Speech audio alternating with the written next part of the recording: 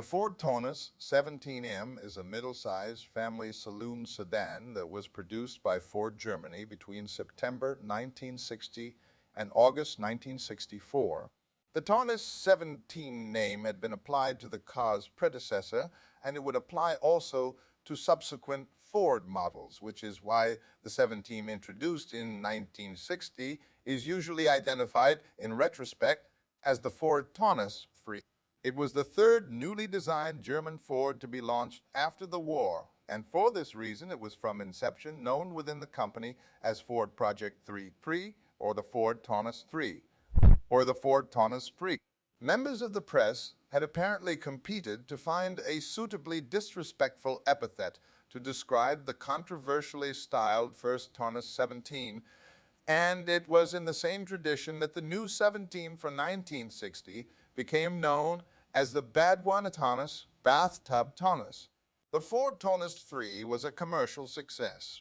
669,731 were produced during a 4-year production run, giving an annualized rate more than twice that achieved by the predecessor model during its 3 years in production.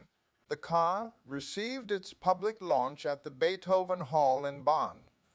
Unusually for a car launch, both the by now 84-year-old German Chancellor, Konrad Adenauer, and the grandson of the firm's founder, Henry Ford, were present. In addition to the latest Ford Taunus, they were celebrating the 30th anniversary of Ford's Cologne plant.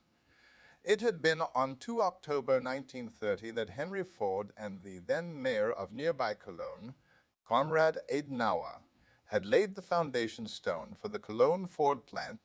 The first post-war Taunus models had been designed in North America. The Taunus 3 was designed by Uwe Bunsen, a German-born designer who would dominate car design at Ford of Germany for nearly 30 years, and whose subsequent designs included the 1969 Ford Capri and its successors. Towards the end of his time in charge of design with Ford of Germany, Bunsen also led the teams that designed the Ford Sierra and Scorpio. In the context of 1960, the Taunus P3 can nevertheless be seen as Bunsen's most innovative design for a production car. The 1960 Taunus design featured a recurring geometrical shape, which was a cross between a short sausage and a long lozenge. The rear panel and the side panels respected the same basic shape, as did the front grille, subject to 2 large cutouts for the headlight. The same shape was carried over to the interior of the car, where the main dials and controls on the dash board were surrounded by a thick frame in the shape that respected a short sausage or a very long lozenge. The repetitious use of a single simple shape at different levels of the design gave the overall car a consistent visual unity which was in stark contrast to the high-fin flamboyance of the previous Taunus 17 and was seen at the time as a radical switch by Ford of Germany away from American styling in favor of European styling. There were no tails fins, and there was very little decorative chrome included. The efficiency of its superficially much more simple design enabled Ford to boast that the 1960 car, despite being fractionally narrowed on the outside, offered usefully more interior width than the car it replaced. Despite the importance of sausages in German cuisine, the award for a catchy sobriquet was earned by the person who saw the car and was reminded not of a sausage but of a bathtub. It was and remains the Badwana bathtub sobriquet that caught the eye of the press reporters.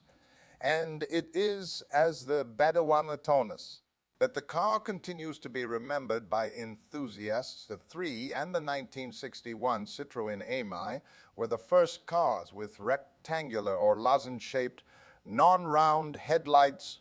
This technical innovation was developed by lighting manufacturers Hella, Taunus, and CBME. At the time, it was an unquestioned article of faith that headlights were round.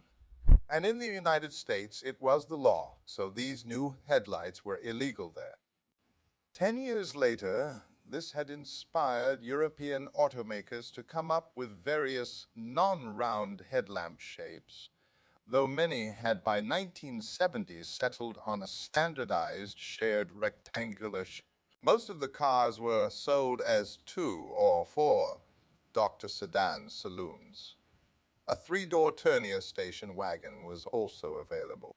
The confident determination of the car's designers to celebrate the new decade with something new and different was reflected in the unusual positioning of the rear lights on the early station wagons on the leading edge at the back of the roof of the car as two red horizontal units lined up directly above the tailgate.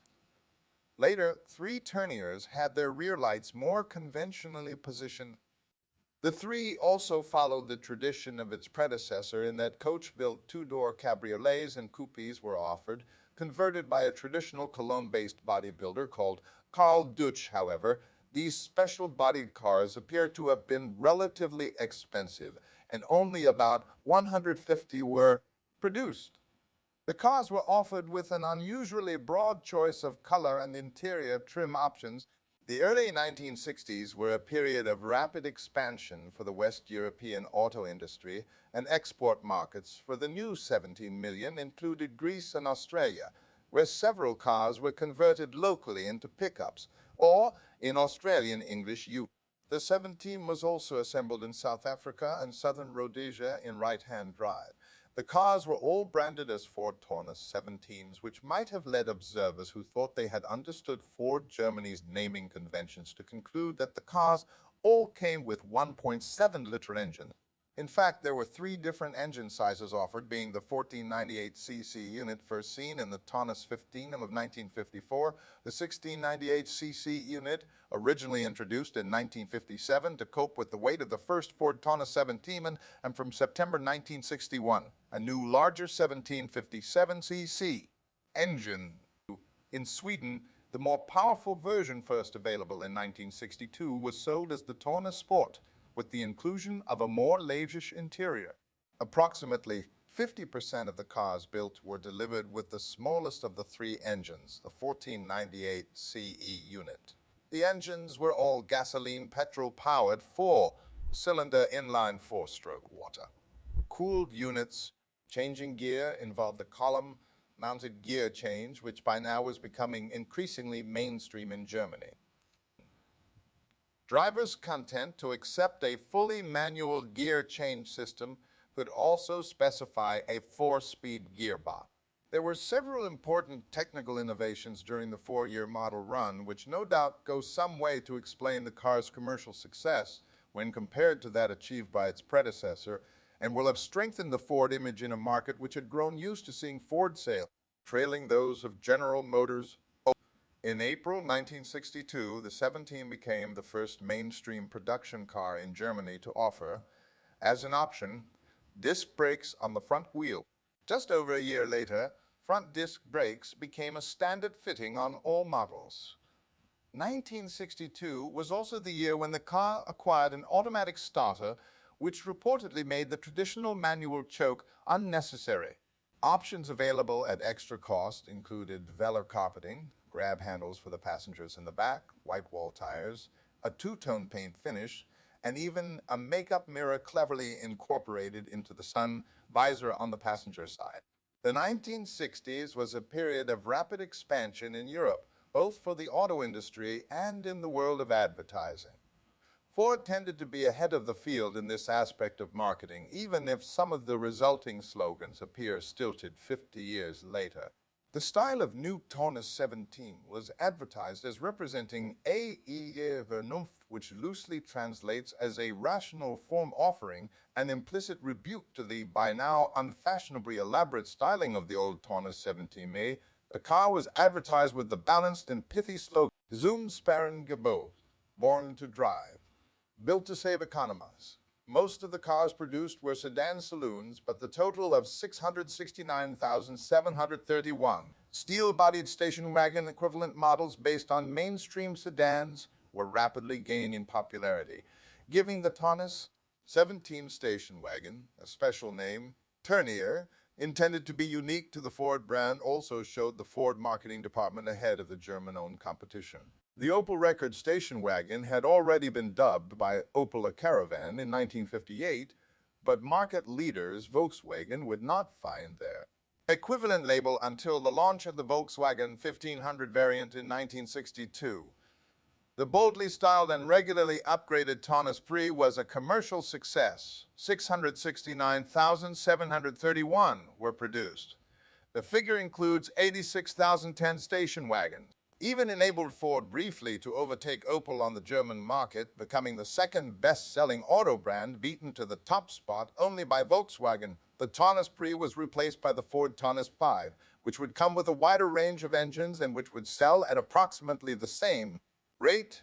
However, the overall market size was growing through the 1960s, and with it grew the sales of the Opel Rekord. After the Taunus P3, no future Taunus model would come close to challenging Opel's dominance of the large, lucrative middle market. The Taunus P3 continues to generate enthusiasm, and most of the surviving vehicles in Germany enjoy the financial privileges and responsibilities available in Germany to owners of cars designated and maintained as oldtimers, the term used in Germany for a classic car. In 2006, 484 Taunus P3 sedans Loons were registered in Germany, along with 21 Turnier station wagons. Thank you for watching. Don't forget to please like and subscribe. If you have a topic you would like to suggest, leave a comment.